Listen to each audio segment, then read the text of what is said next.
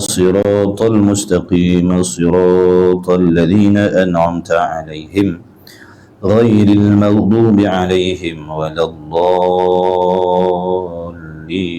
آمين.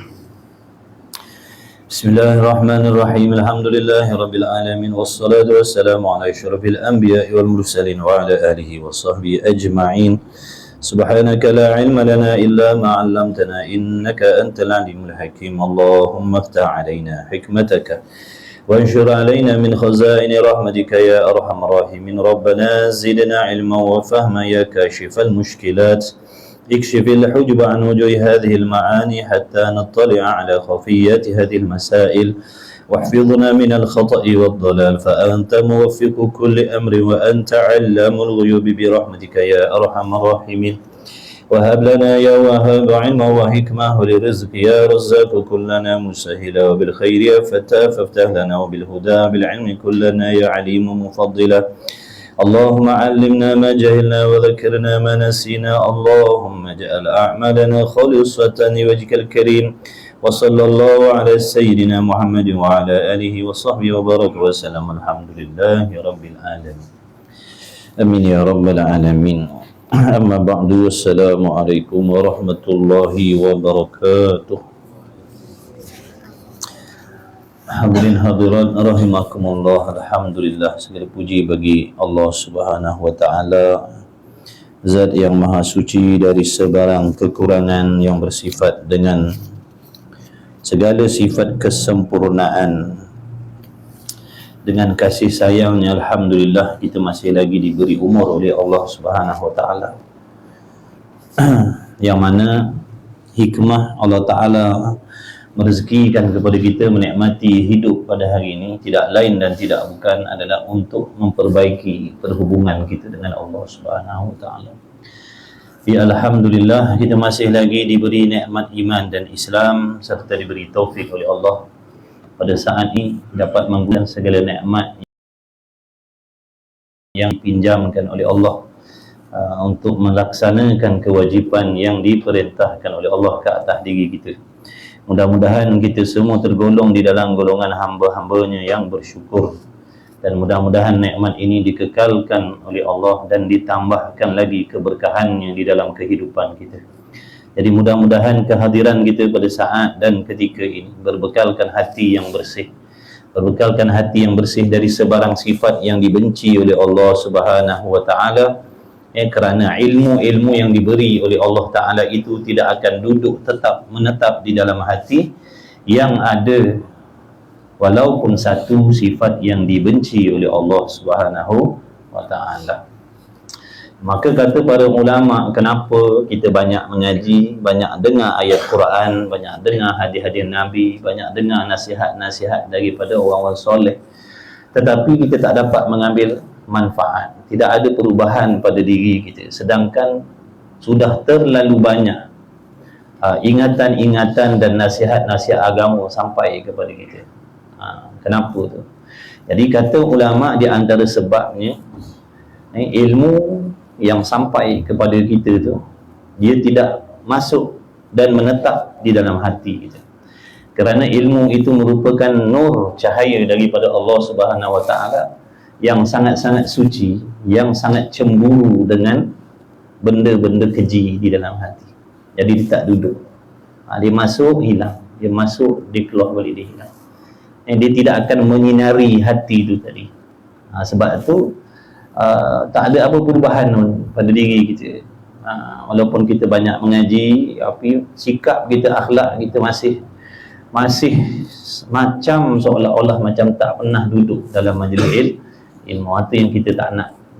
Jadi kita nak Allah kurniakan kepada kita ilmu yang bermanfaat. Apa maksud ilmu yang bermanfaat? Yang dapat kita amalkan. Jadi bila kita belajar, bila kita dengar, makin banyak kita belajar, makin banyak kita mendengar, semakin baik, semakin elok akhlak kita yang zahir dan yang batin. Tingkah laku kita yang zahir dan yang batin semakin elok. Itu tanda-tanda ilmu itu dapat diambil manfaat. InsyaAllah. Waalaikumsalam warahmatullahi wabarakatuh. Allahumma salli ala Sayyidina Muhammad. Alhamdulillah, sambungan kitab kita, muka surat berapa dah? Ahmad? 188. 188. Malam ni jamuan apa? Tanya jamuan. Kalau jamuan tak sedap, kita sudah lambat. Kalau jamuan sedap, kita sudah cepat. Ha? Padu punya. Setengah jam lah kita baca dah. InsyaAllah. Allahumma salli ala sayyidina Muhammad. Perenggan berapa tu? Dan ada pun nafsu. InsyaAllah. Ni berkah Ramadan ni ramai. Alhamdulillah. Mudah-mudahan istiqamah sampai bila-bila, insyaAllah. Alhamdulillah. Barang siapa, Nabi kata barang siapa yang berjalan kepada satu jalan dengan niatnya nak menuntut ilmu dengan niat yang baik, maka Allah akan membukakan banyak jalan untuk dia masuk ke syurga Allah Subhanahu wa ta'ala. Dan sekalian para makhluk yang ada di dalam 7 petala langit dan bumi memintakan ampun kepada Allah untuk orang yang hadir dalam majlis ilmu. Banyak kelebihan duduk dalam belajar ni tuan-tuan ni. Jadi bersyukur kita Allah pilih kita, alhamdulillah. Maka jaga niat kita baik-baik. Kita niat belajar kerana Allah, nak tahu kelemahan amal ibadah kita, nak tahu keaiban diri kita agar dapat kita usaha perbaiki secepat mungkin. Itu niat kita belajar. Nak menghidupkan agama. Niat di antara niat-niat yang wajib ataupun yang mesti ada dalam hati kita sewaktu kita duduk mendengar ilmu, di antaranya nak belajar kerana Allah. Belajar itu wajib atas diri kita. Selain daripada itu nak memperbaiki dan memperbetulkan kelemahan, kesilapan kita. Mudah-mudahan Allah menunjukkan apa-apa kelemahan, kesilapan, kemaksiatan yang ada pada diri kita zahir dan batin agar dapat kita usaha perbaiki. Selain daripada itu, kata ulama, niat supaya nak menjaga agama, nak menghidupkan agama, nak membantu Nabi SAW menghidupkan agama. Kerana kalau kita pakat-pakat tak nak mengaji, akan terkuburlah agama. Semua orang tak nak ambil tahu, terkuburlah agama tu. Jadi apa yang tuan-tuan perempuan buat ni sebenarnya sangat-sangat besar di sisi Allah Subhanahu wa ta'ala. Maka jaga niat kita daripada niat yang tak baik ni.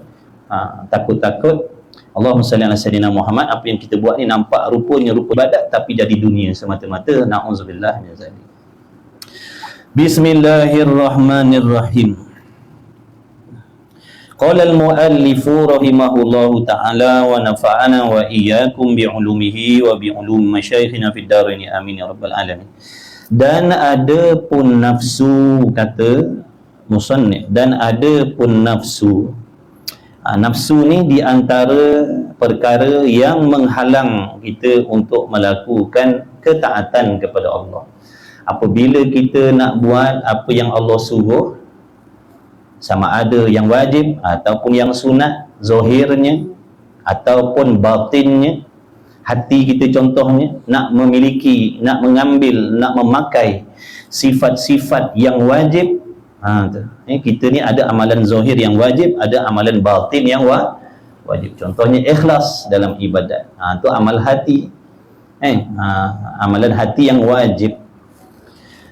Ataupun nak meninggalkan benda yang ditegah oleh Allah Subhanahu wa ta'ala, sama ada zahir ataupun batin, makna nak membuang benda-benda kotor, nak membuang benda-benda haram daripada diri kita yang zahir ataupun yang batin.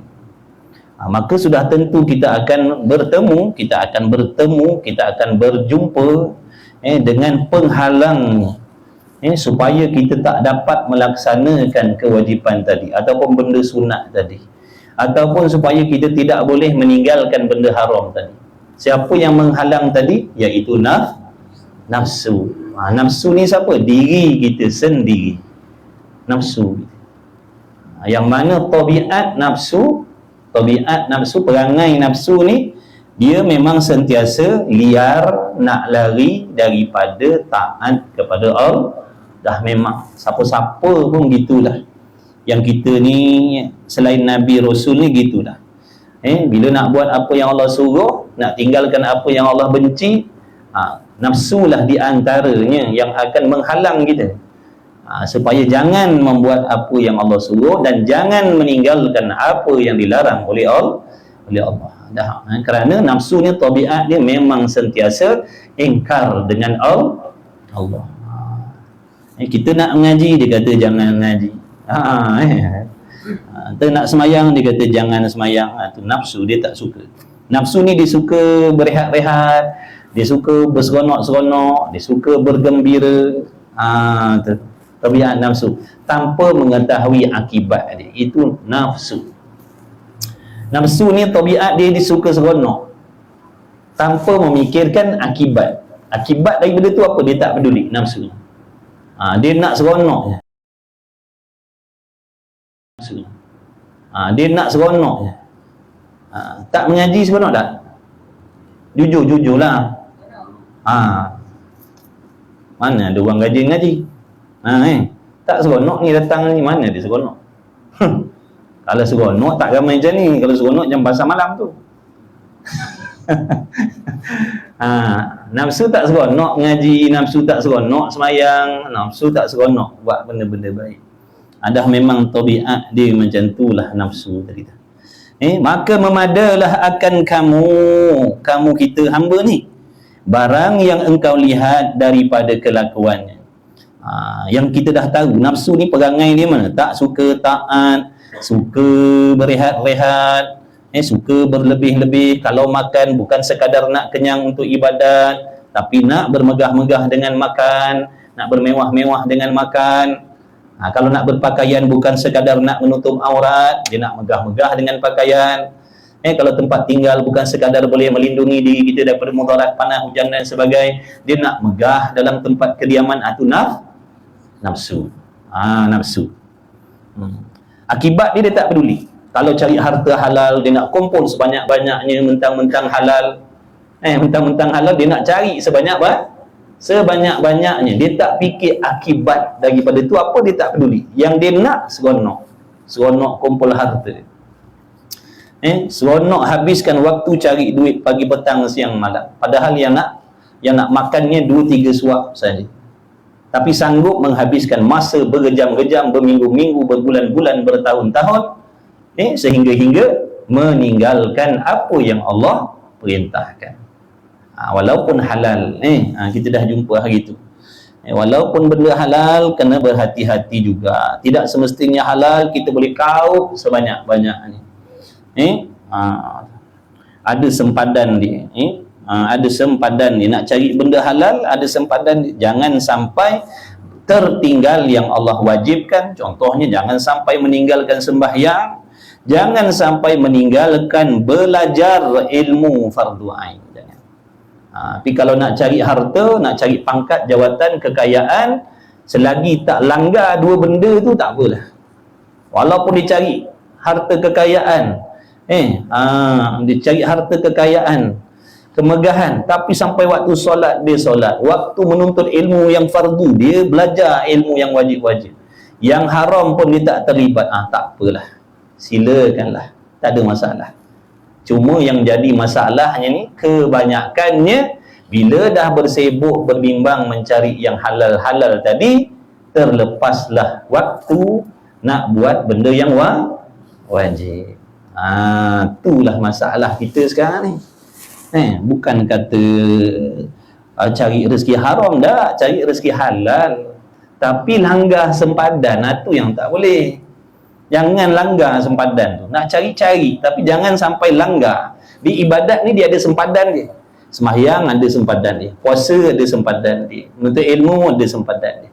Sembahyang sendiri 5 waktu tu pun ada sempadan. Kita tak boleh nak sembahyang zuhur dalam waktu asar, tak boleh. Sebab zuhur ada waktu dia sendiri, asar ada waktu dia sendiri. Begitulah juga macam mencari rezeki, mencari nafkah, dia ada sempadan dia. Jangan sampai melanggar sempadan benda lain. Ni kita cari nafkah, langgar semua sempadan yang lain. Sembahyang pun langgar, menuntut ilmu pun langgar. Itu silap kita. Ni yang kita nak kena baiki balik. Atur balik jadual kita.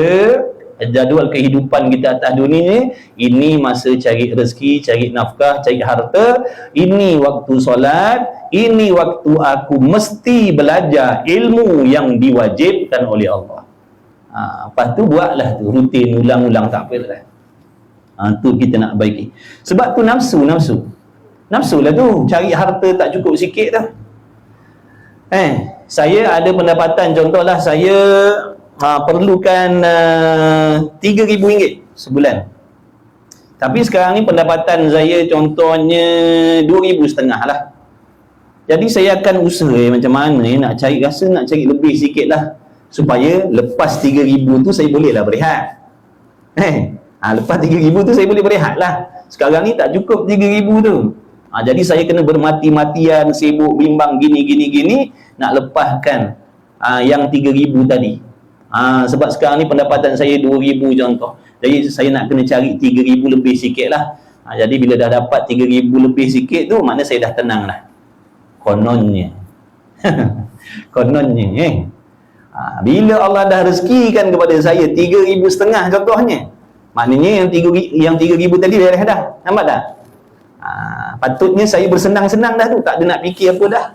RM3,500. Yang saya nak pakai RM3,500 saya dapat. Maka nafsu kata, upgrade upgrade lah. Ni dah lebih dah ni RM3,500 ni. Saya cari yang lebih sikit. Upgrade. Upgrade. Nak kena cari RM5,000 pula.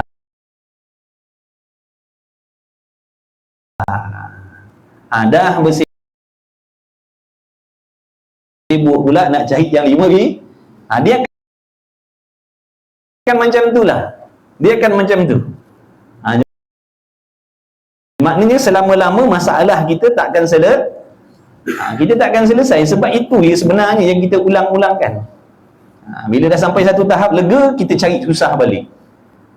Lepas tu sibuk pagi petang siang malam nak menyelesaikan yang tahap yang kedua tadi pula. Bila dah sampai tahap tu, upgrade lagi. Begitulah sampai mati. Itu yang Allah sebut tu, alhaakumut takatsur hatta zurtumul maqabir, sampai mati kita ni berlumba-lumba. Yang mana perbuatan tu akibat dia membahayakan diri kita nanti di hari kiamat. Jadi sampai bila-bila lah, memang takkan ada masa kita nak datang belajar. Habis waktu dah habis guna cari duit. Jadi memadalah akan kamu barang yang engkau lihat daripada kelakuannya nafsu, dan gugur dengan kehendaknya nafsu, dan jahat penglihatannya. Jahat penglihatannya nafsu. Dan kata ulama lagi, dia tambah nafsu ni dia tak tahu hujung jatuh, akibat dia tak peduli. Yang dia tahu sedap je. Akibat dia azab, dia tak peduli. Asalkan sekarang duduk dalam sedap. Sudah dia azab, tak peduli. Yang penting sekarang duduk dalam selesa, sedap, seronok. Tu azab cerita lain. Itu nafsu. Dan iaitu padahal keinginan nafsu ni binatang, yakni keinginannya seperti binatang. Keinginan nafsu ni sama macam binatang lah. Nafsu binatang, dia suka makan, dia suka banyak makan, dia suka berehat-rehat. Binatang punya perangai dia suka benda-benda macam tu. Tabiat dia tu sama. Nafsu ni tabiat dia sama macam haiwan, sama. Sebab tu Allah membezakan kita dengan diberi nikmat akal. Itu je yang membezakan kita dengan haiwan sebenarnya, tuan-tuan. Kalau kita tak diberi akal oleh Allah, maka tak ada perbezaan di antara kita dengan haiwan. Haiwan nak makan, kita nak makan. Haiwan tidur, kita tidur. Haiwan berbini beranak, kita pun berbini beranak. Haiwan ada tempat tinggal, kita pun nak cari tempat tinggal. Haiwan pun cari makan untuk anak-anak, kita pun cari makan untuk anak-anak. Haiwan ada yang berani, kita pun ada yang berani.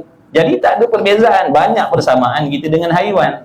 Cuma Allah nak memuliakan kita manusia ni, lalu Allah mengurniakan akal fikiran. Nah, itulah yang membezakan. Tetapi meskipun kita dah diberi akal oleh Allah, tapi kalau kita tidak menggunakan akal kita itu seperti yang Allah perintahkan, maka hakikatnya tidak ada juga perbezaan dengan haiwan. Allah dah bagi kita akal, dah bagi kita waras, dah tahu mana baik, dah tahu mana buruk, mana tahu mana yang menyelamatkan kita, mana yang mencelakakan kita, tapi kita tolak tepi benda tu.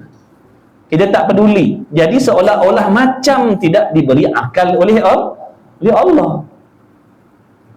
Maknanya kita tidak bersyukur dengan nikmat akal yang Allah bagi. Kita tak gunakan akal yang Allah bagi tadi untuk menimbang sesuatu itu apa yang patut untuk kita dan apa yang tidak patut untuk kita, apa yang terbaik untuk dunia dan akhirat kita, apa yang tak terbaik untuk kita.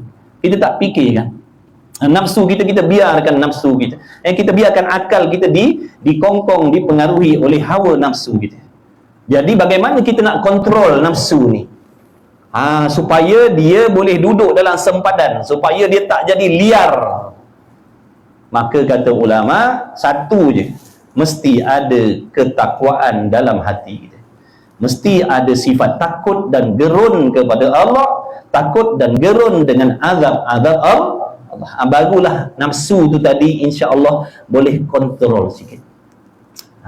Kalau tak ada takut kepada Allah ni, kalau tak ada perasaan dalam hati kita takut nanti celaka di hari kiamat, celaka saat nak mati, celaka dalam alam barzakh, kalau tak fikirkan takut tu, kita akan semata-mata ikut kehendak nafsu.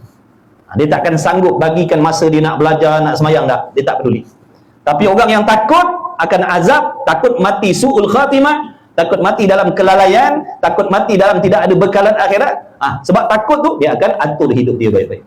Ni sekian waktu cari rezeki, yang ni waktu sembahyang, yang ni waktu mengaji. Sebab apa tu dia bertindak begitu? Kerana takut kepada Allah. Takut kepada Allah.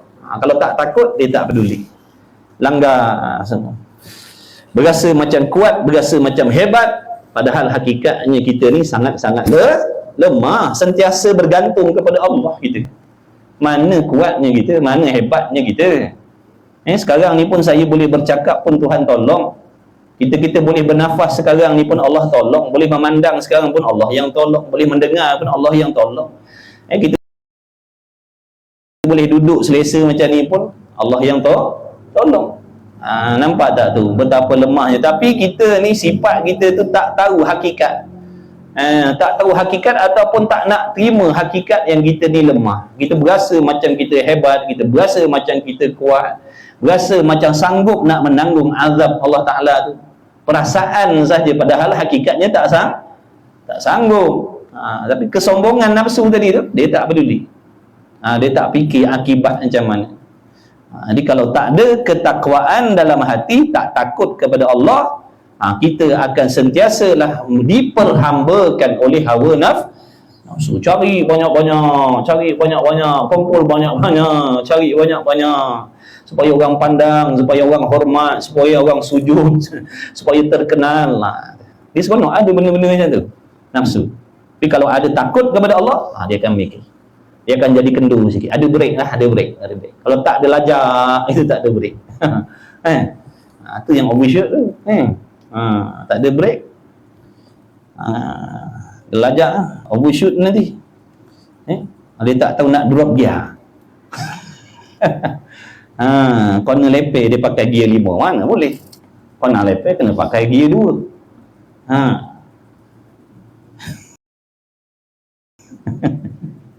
Dia tak ada. Dia terus sana tu. Sedar-sedar lang semak dah. Overshoot. Saya tanya tu imam. Dia biasa buat mantul laju. Memang? Corner kena drop gear. Baik. Dan gugur kehendaknya dan jahat penglihatannya, dan iaitu padahal keinginannya nafsu tadi seperti haiwan, seperti binatang. Dan padahal marahnya nafsu ni seperti harimau. Dia punya kemarahan itu macam harimau. Benda tak ikut kehendak dia, siap. Tak tertunai keinginan dia, siap. Sampai Allah pun dipersalahkan. Kenapa Allah takdirkan aku macam ni? Tu nafsu tu. Dia nak keinginan dia tu tertunai. Nafsu ni. Bila keinginan dia tak dapat, timbul kemarahan. Nak kaya, tak boleh jadi kaya, timbul marah dalam hati. Nak hidup mewah, tak dapat mewah, marah dalam hati. Itu nafsu. Nafsu. Timbul kemarahan tadi kata ulama ada dua sebab. Yang pertama, hilang benda yang kita suka. Yang kedua, sampai kepada kita benda yang kita tak suka. Maka timbullah kemarahan daripada hawa nafsu. Di situ pula perlukan kesabaran tadi dah. Kita nak benda tu tapi tak dapat, timbul marah. Kita tak nak benda tu, dapat pula benda tu. Tak nak sakit, sampai sakit pada diri kita, timbul kemarahan. Siapa tu? Nafsu tadi. Tu dia macam harimau. Dia tak peduli dengan Tuhan pun. Dia jahat sangka dengan Allah. Allah ni tak adil, Tuhan ni tak baik, Tuhan ni tak bagus, Tuhan ni na'udzubillah. Rosak akidah tuan-tuan, jangan main-main. Jangan main-main. Kalau meletakkan sifat yang tidak sepatutnya pada Allah, nanti boleh mengakibatkan terbatalnya iman kita terhadap Allah. Sedangkan Allah Ta'ala itu maha suci dari sebarang jenis sifat kekurangan. Dia katanya Tuhan zalim. Dia kata Allah ni zalim, Allah ni tak adil. Na'udzubillah. Besar salah tu tuan. Tapi benda tu halus dalam hati kita. Tak perasan benda tu kadang-kadang ada dalam hati. Tapi bagi kita yang jahil, kita ingatkan itu perasaan biasa. Tapi sebenarnya benda tu merosakkan akidah. Apa tak rosaknya? Meletakkan sifat kelemahan pada Allah. Padahal Allah itu maha suci dari sebarang kelemahan. Waktu kita kena ngaji.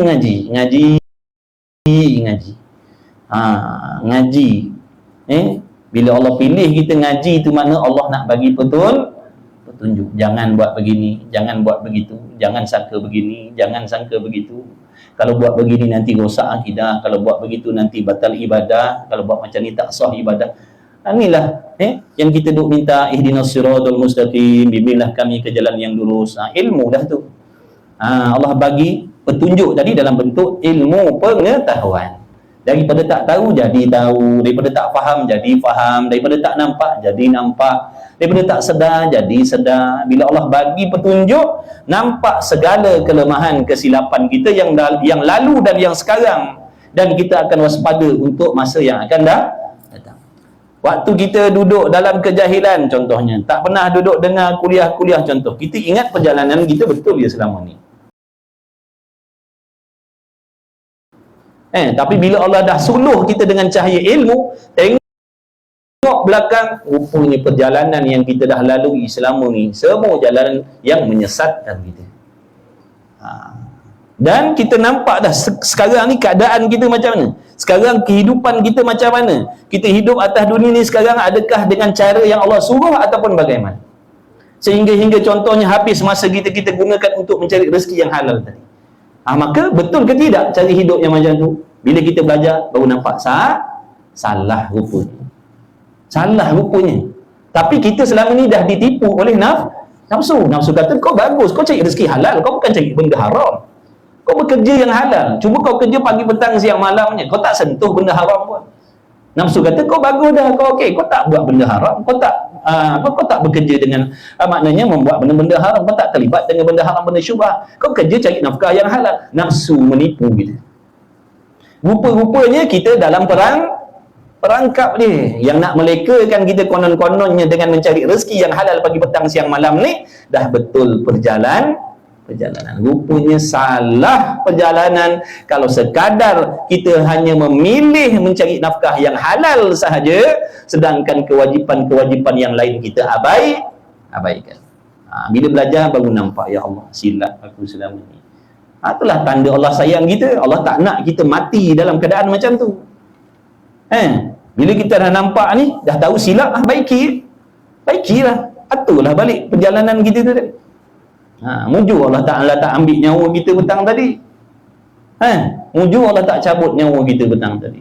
Tak sempat kita nak tahu, tak sempat kita nak usaha baiki. Nampak tak tu pertolongan Allah, kasih sayang Allah pada diri kita. Apa yang kita nak katakan kalau lah petang tadi nyawa kita diambil oleh Allah, macam mana nasib kita alam barzah malam ni? Dalam keadaan kita kembali kepada Allah tanpa persiapan. Kita tak menyesal, pasti menyesal.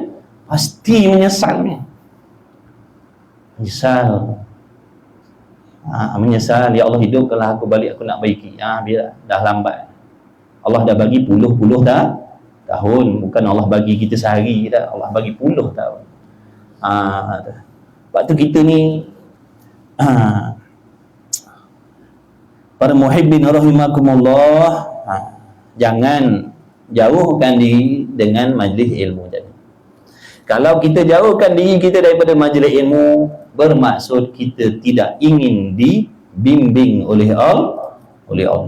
Kalau kita tak nak duduk dalam majlis ilmu, bermaksud kita tidak mahu petunjuk daripada Allah. Nafsu dia akan bimbing kita ke jalan kesesatan. Nafsu dia akan bimbing kita ke jalan kesesatan. Jadi atur balik, tak kisahlah meniaga ke, kerja kerajaan ke, kerja swasta ke, atur balik jadual. Baik lelaki, baik perempuan, baik remaja, beringatlah, atur jadual. InsyaAllah, kata ulama, golongan yang macam ni nanti di hari kiamat dia tak akan menyesal. Walaupun kedudukannya tidak terlalu hebat nanti di hari kiamat, tapi setidak-tidaknya dia tidak termasuk dalam golongan orang yang paling menyesal. Sebab apa? Di dunia dia senang dah. Sebab apa senang? Dia usaha cari rezeki. Dia cari rezeki, mana dapat rezeki yang maknanya yang Allahumma salli ala sayyidina Muhammad, yang selayak dengan diri dia. Alhamdulillah, yang sederhana. Dia tak duduk tengah panah, dia tak duduk bawah jabatan, dia boleh makan macam orang lain juga. Cuma tak hebat, cuma tak mewah. Dan yang kedua, amalan yang dibuat hari-hari itu betul dan diterima oleh Allah. Sebab apa betul dan diterima oleh Allah? Kerana dia ada masa untuk mendengar tadi tu. Ada masa dia pergi belajar ilmu fardu ain, dia tahu, dia faham tentang akidah, dia tahu tentang maknanya maksiat hati dan sebagainya, sifat mazmumah mahmudah, bagaimana nak merawat hati, macam mana nak membuang penyakit hati yang haram, macam mana nak menyelamatkan hati daripada sifat-sifat yang menjadi sebab pahala amalan kita dihapuskan oleh Allah, macam mana cara nak buat ibadat, syarat, rukun, sah, batalnya, dia tahu sebab dia ada masa belajar. Maka nanti di hari kiamat, setiap soal jawab daripada Allah, insya-Allah dia boleh jawab dengan betul. Amalannya diterima oleh Allah kerana cara pelaksanaannya waktu hidup di dunia dulu betul kerana berpandukan ilmu. Beruntung tak dia? Beruntung dia. Dunia dan akhirat beruntung. Dekat dunia pun dia dah selesa, balik akhirat keselesaan yang jauh lebih berlipat kali ganda lagi akan diberi oleh Allah. Jadi boleh atur jadual macam tu, cukup dah tuan-tuan. Kita tak boleh nak tiru golongan yang nombor satu tu pun tak apalah, memang tak terikut pun golongan nombor satu tu. Dia hanya makan sekadar, tempat tinggal sekadar, pakaian sekadar, belanja sekadar, yang diutamakan ibadah. Kita tak boleh nak ikut tu. Kita tak boleh nak ikut geng-geng tu, kita tak boleh. Kita ni kalau nak makan mesti nak sedap, kadang nak makan mewah. Tu kalau pakaian bukan sekadar nak tutup aurat, nak pakaian yang ada jenama contohnya. Kita tak boleh nak ikut geng-geng tu.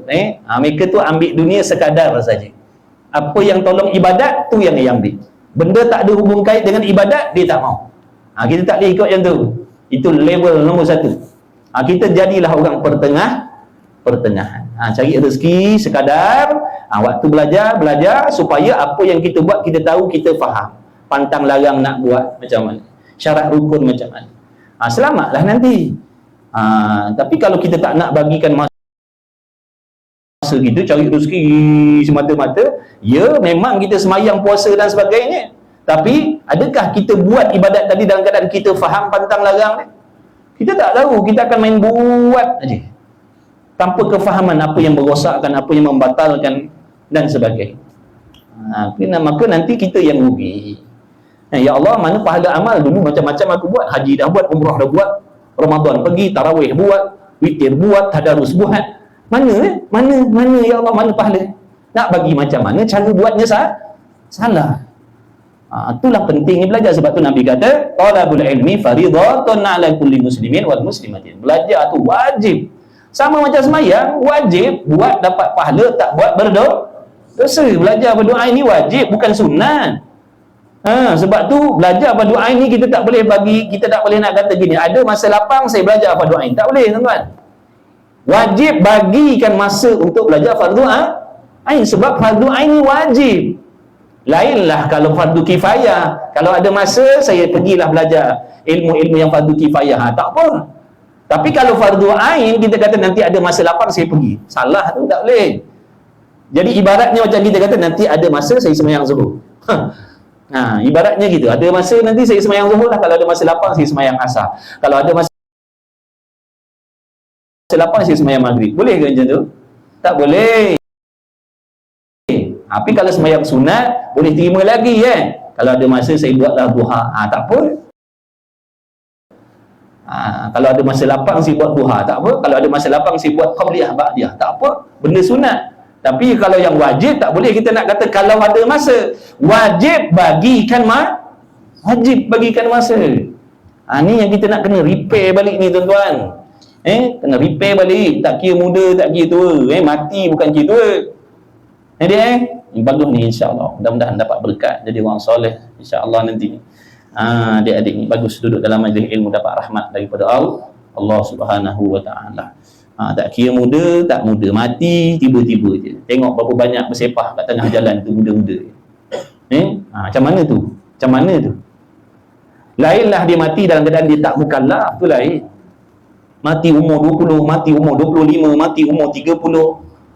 Memang dalam hati tak ada fikir langsung tentang menuntut ilmu. Macam mana tu tuan-tuan? Sedangkan dia pun akan disoal jawab oleh Allah kerana dia dah masuk dalam golongan orang yang diberatkan hukum Allah. Semayangnya mesti betul, akidahnya mesti betul. Macam mana tu? Nak jawab macam mana tu?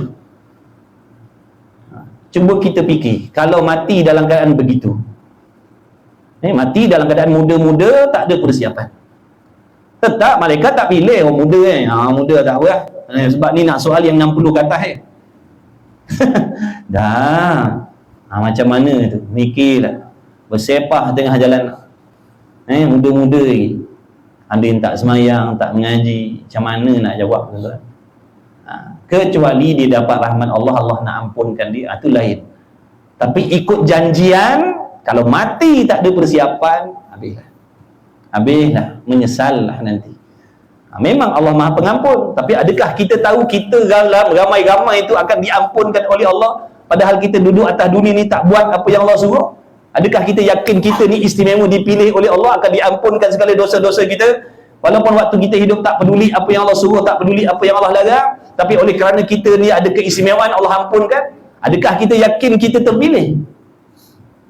Yang menuntut ilmu, tonggang terbalik, yang beramal, tonggang terbalik itu pun ramai yang gagal, ramai yang tak diterima oleh Allah. Apatah lagi kita yang duduk peluk tubuh, goyang kaki.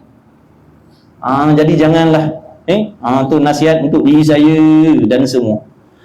Walaupun kita belajar, remaja-remaja belajar ilmu-ilmu dunia akademik, bagus. Jangan tinggal fardu ain, ngaji fardu ain. Sebab itu bekalan kita. Jangan nanti tunggu lepas universiti baru nak belajar agama, jangan nanti baru lepas habis kolej baru nak belajar, jangan. Berapa banyak pelajar-pelajar apa tu mati tu, kemalangan dan sebagainya, betul? Jangan. Kita akan ditipu nanti kan dah sibuk dengan kerja pula. Pekan jumpa awet nak kahwin pula. Sibuk nak cari duit nak kahwin pula, Mame. Mana kahwin tu? Tak apa. Nanti kahwin kali 4 sekali. Orang perempuan ramai man, siapa nak selamatkan?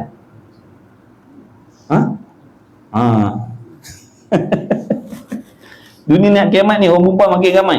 Nanti kalau seorang ambil lelaki, seorang ambil seorang satu, ramai yang tak ada pasangan orang perempuan. Sian dia. Sungguhlah kita cakap ingat main-main.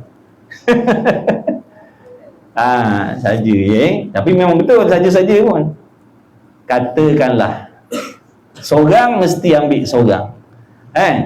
Perempuan ada 50, lelaki ada 30. Maknanya daripada 50 orang kena ambil 30 saja. 20 tu siapa nak ambil?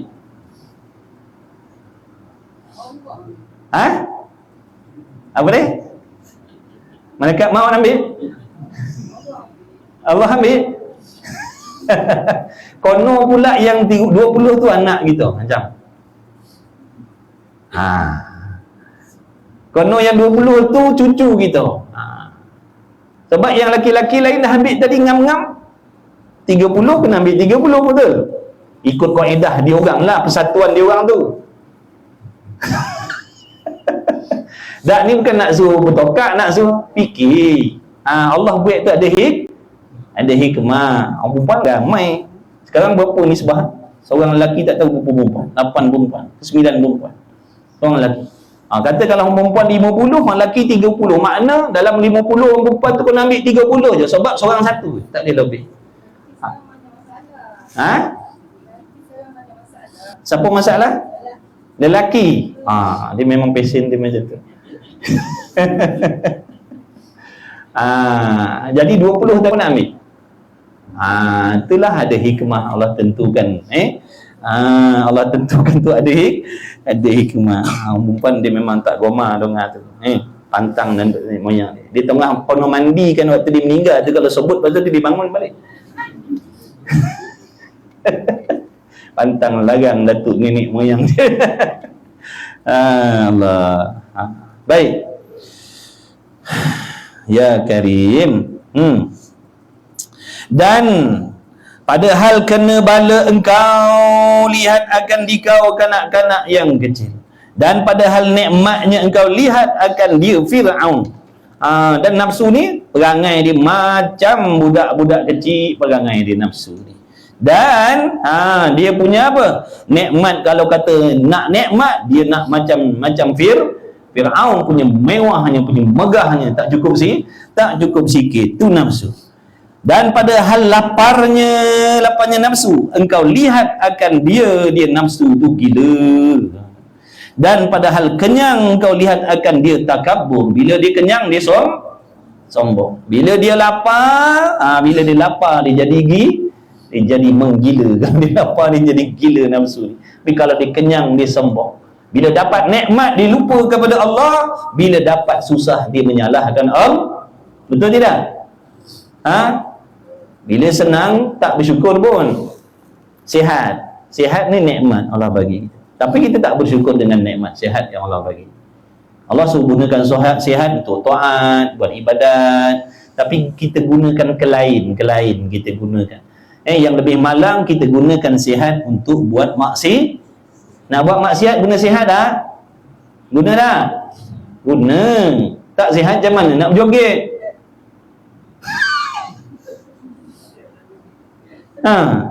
Dah lumpuh nak berjoget macam mana? Jadi nak berjoget kena tak apalah, berjoget ni tengok asal hukumnya harus. Tak berdosa joget ni asalnya. Kalau kena pada tempat, jadi sunat pula joget. Joget depan tok lelaki kat rumah, teng dapat pahala sungguh. Menghiburkan suami, joget depan suami. Masya Allah, suami. Kawan dia pun tanya, Mamat, kau kat seminggu tak keluar kedai kopi lepak, kenapa? Rugi. Duduk kedai kopi sembang saja. Taklah, sekarang aku tak keluar rumah. Joget bini setiap malam. Dapat pahala sungguh. Ingat itu cakap main-main dapat pahala isteri joget depan suami. Yang haramnya joget depan orang ramai. Tu jadi haram lah pula joget tak kena pada tempat. Joget depan orang yang sepatutnya dapat pahala. Dapat pahala gitu. Dan padahal kenyang engkau lihat akan dia takabur. Bila sakit, bila Allah beri bala, maka mulalah keluar daripada mulut kita perkataan-perkataan yang tak sepatutnya.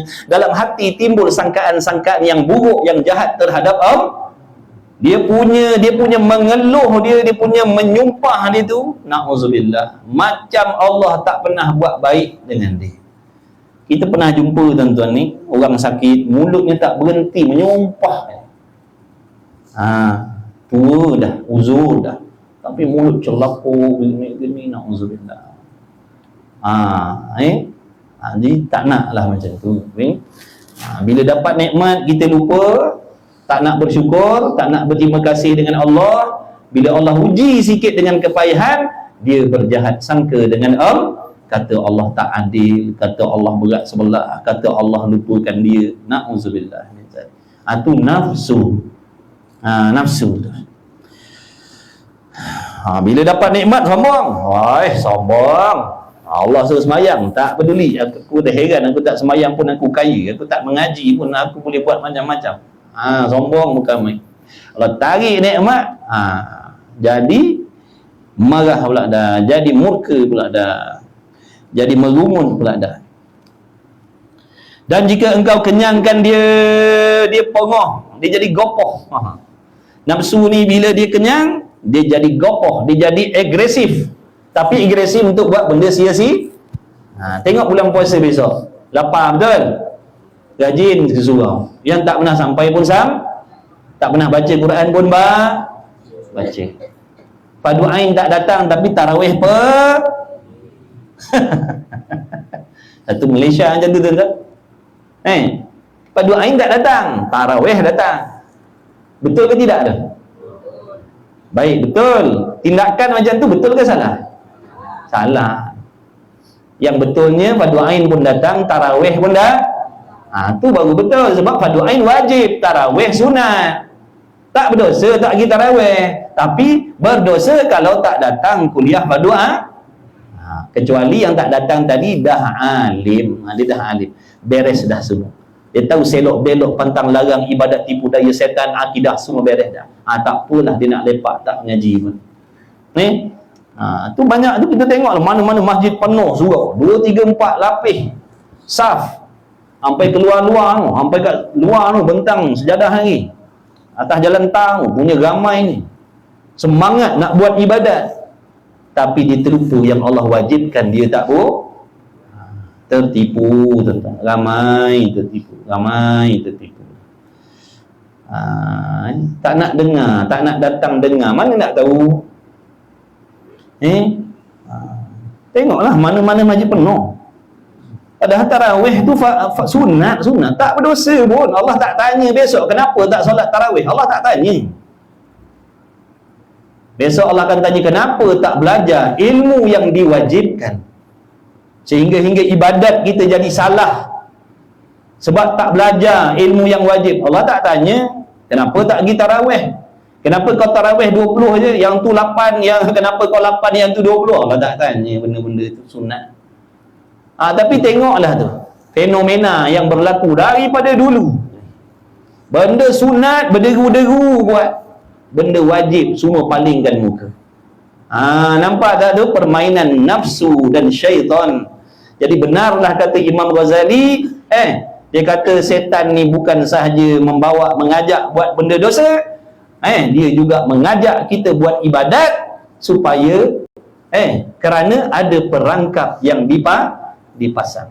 Jadi macam kita yang rajin pergi solat tarawih tadi berasa bagus dah. Oh, tarawih aku tak tinggal. Oh, alhamdulillah bagus tarawih. Tahun lepas dia dah tinggal sekali dua, tapi tahun ni alhamdulillah dah. Dia berasa puas dah tu. Padahal dia duduk dalam dosa, meninggalkan belajar fardu. Tapi tuan punya diri berasa puas hati dah. Jangan, hati-hati dah. Mengaji fardu ain ni wajib bukan sunat. Tarawih itu sunat. Wajib dulukan yang wajib. Tu. Kena dulukan yang wajib, kemudian jangan tinggalkan kalau boleh yang sunat sunat. Tapi dah terbalik pula dah. Yang sunat dipulun cukup-cukup, yang wajib ditinggalkan dengan bersenang-senang hati. Mana-mana berlaku ni tuan-tuan. Mana masjid, mana surau kita akan tengoklah fenomena ni. Padahal hari kerja sama je. Cuma balik cepat sikit lah kot. Tarawih mula pukul apa? Lepas isyak tuan-tuan. Tak ada orang buat tarawih lepas maghrib. Lepas maghrib tak masuk lagi waktu tarawih. Tarawih masuk lepas isyak, tapi sanggup datang. Padahal katalah macam ni baru nak mula tarawih ni, tapi sanggup yang datang, ramai yang sanggup datang. Ngaji fardu ain lepas maghrib, maknanya balik lebih awal lagi daripada tarawih. Betul tidak? Tapi orang tak sanggup nak datang sebab benda wajib.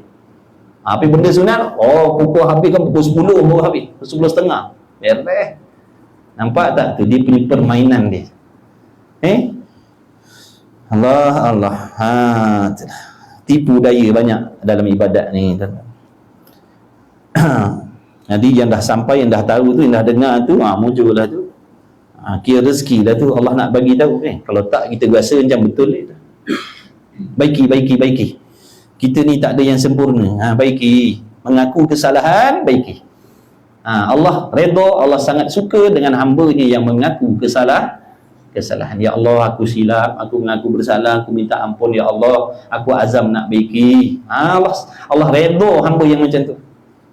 Yang Allah benci buat silap, tak nak mengaku bersalah dengan Allah, nak kata betul juga. Nak mengaku betul juga, padahal caranya salah. Dan berlenggang-lenggang dan jika laparkan dilaparkan dia berteriak dan terkejut. Sebab tu hikmah, nampak tak, bulan Ramadan bila perut kita lapar, nafsu kita lapar, dia rajin nak buat ibadat. Dia pelik sikit bila bulan puasa ni, bila kita tak makan tubuh badan jadi tak seronok nak buat benda sia-sia, tapi dia berasa semangat nak buat taat kepada Allah. Dia terbalik. Tapi bila perut kita kenyang, dia jadi agresif nak buat benda sia-sia, dia tak semangat nak buat ibadat. Itu kepelikan dia. Kepelikan. Bila Ramadan lapar, tapi semayang jamaah rajin, baca Quran rajin, tadarus rajin, qiyamul lail rajin. Padahal lapar tu, baca Quran, semayang tarawih, semayang jemaah penuh, zuhur ramai, asar ramai, semangat. Tu hikmah lapar. Kata ulama, nafsu ni dia macam kaldai. Kalau nak suruh dia buat kerja, kena bagi dia lapar. Kalau dia kenyang, dia tak nak buat kerja, kaldai. Kita tengok dalam dokumentari kenapa dah orang hidup naya, kaldai ku kering, suruh tarik kayu api lah, apa benda. Rupa memang passion dia macam tu, kaldai. Kalau bagi dia kenyang, kau jangan harap dia nak buat kerja. Bagi dia makan, sarapan pagi, minum pukul 10, makan tengah hari, minum petang, kaldai tadi. Suruh dia buat kerja, dia tak mau. Tapi kalau yang jenis kena dera macam tu, tak bagi makan tepi sikit, dia akan ikut tuan dia, suruh bawa barang, dia akan buat. Tapi kalau jenis yang cukup makan, dia tak akan peduli. Macam itulah kata ulama, nafsu.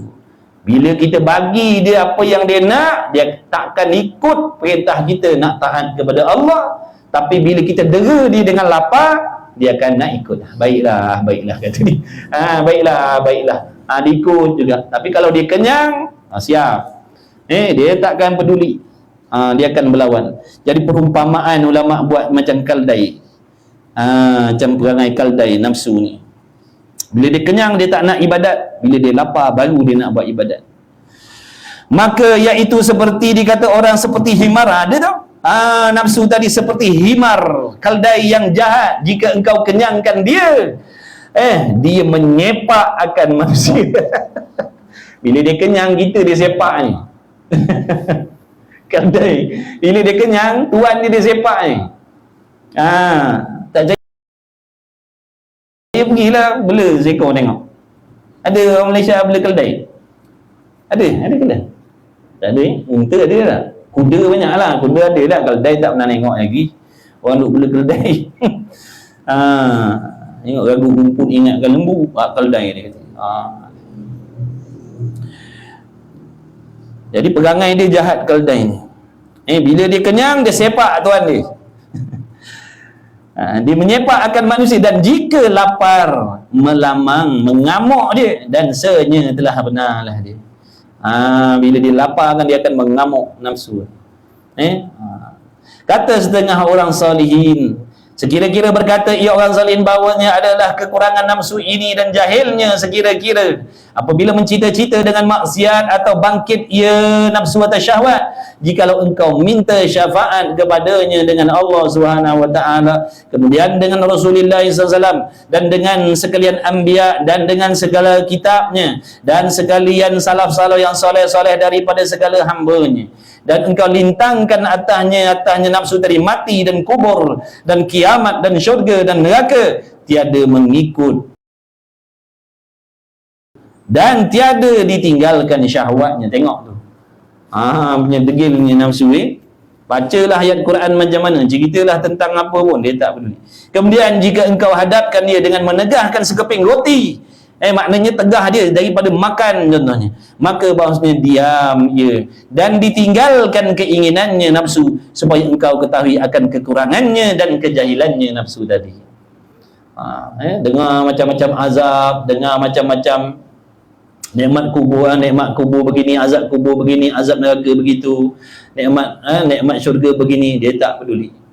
Tapi bila dijerakan dia dengan lapar, baru dia nak tunduk sikit. Itu nafsu.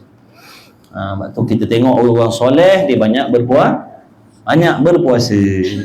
Sebab apa tu? Nak menjinakkan nafsu supaya mudah nak buat ibadat. Dia tak berapa nak melawan, dia melawan tapi tak kuat. Nak melawan berbeza dengan dia kenyang. Kalau dia kenyang ni payah nak tumpaskan dia. Tapi kalau dia lapar, berlawan lah juga, tapi tak sehebat waktu nafsu tu kekenyangan. Itulah hikmahnya berpuasa. Cukuplah sekadar itu. Mudah-mudahan Allah panjangkan umur kita. Dapat kita perbaiki Ramadan yang akan datang. Dapat kita perbaiki Ramadan kita yang telah lalu, yang tak sempurna tu. Mudah-mudahan dengan berkat majlis ilmu kita yang mengerumuni majlis-majlis ilmu taman-taman syurga ini, mudah-mudahan sekalian yang hadir, sekalian yang mengikuti, tak lupa anak bini kita di rumah, mak ayah kita, yang ada, yang dah tak ada, mudah-mudahan diampunkan dosa oleh Allah Subhanahu Wa Taala dengan berkat Nabi Muhammad sallallahu alaihi wasallam. Mudah-mudahan sekalian kita diselamatkan oleh Allah daripada tipu daya nafsu dan syaitan. Mudah-mudahan dipanjangkan umur yang berkah, diberi kesihatan, keafiatan yang berkah untuk ibadah, diluaskan rezeki yang halal, lagi diberi keberkahan pada rezeki yang mana jadi asbab memudahkan kita dan anak bini kita untuk dekatkan diri kepada Allah Subhanahu Wa Taala. Mudah-mudahan Allah Taala memilih sekalian umat Islam, khususnya yang terdekat dengan kita, yang ada perhubungan dengan kita. Mudah-mudahan Allah pilihlah sekalian yang menjadi penuntut ilmu, agar semuanya mendapat petunjuk hidayah daripada Allah. Mudah-mudahan kita semua sedar akan kelemahan dan kesilapan kita, dapat kita usaha baiki cepat-cepat sebelum datangnya kematian kita. Mudah-mudahan sekalian yang hadir direzekikan oleh Allah kita semua husnul khatimah. Mudah-mudahan kita semuanya nanti mendapat syafaatnya Nabi Muhammad sallallahu alaihi wasallam. Mudah-mudahan Allah Taala melahirkan daripada keturunan kita anak-anak yang soleh, yang solehah, cucu cicit ciak yang soleh, yang solehah, yang bertakwa, berjaya dunia dan akhirat. Mudah-mudahan, dan tak lupa saudara mara kita di Palestin sana dan di tempat-tempat lain yang sedang dizolimi oleh orang kafir harbi, mudah-mudahan diberi bantuan pertolongan kemenangan oleh Allah Subhanahu Wa Taala, dan mudah-mudahan Allah Taala menghancurkan sehancur-hancurnya sekalian musuh-musuh Islam, seperti mana Allah menghancurkan musuh-musuh Allah pada zaman yang terdahulu. Amin ya rabbal alamin. Insya-Allah ni kuliah akhir ke apa ni Abang Mat? Sekali lagi kalau saya datang mudah-mudahan insya-Allah lah, mudah-mudahan jumpa lagi.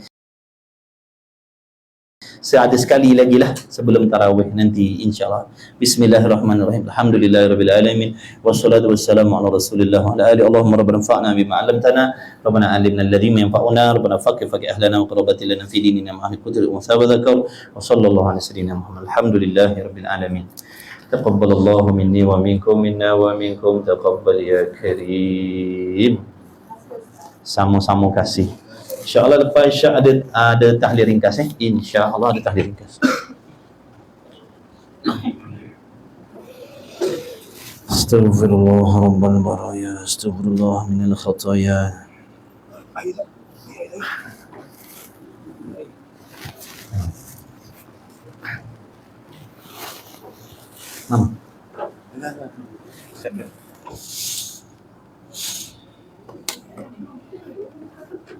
Amin.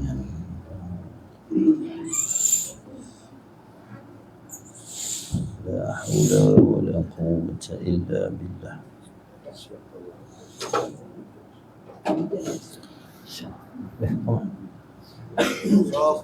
Allahu akbar. Allah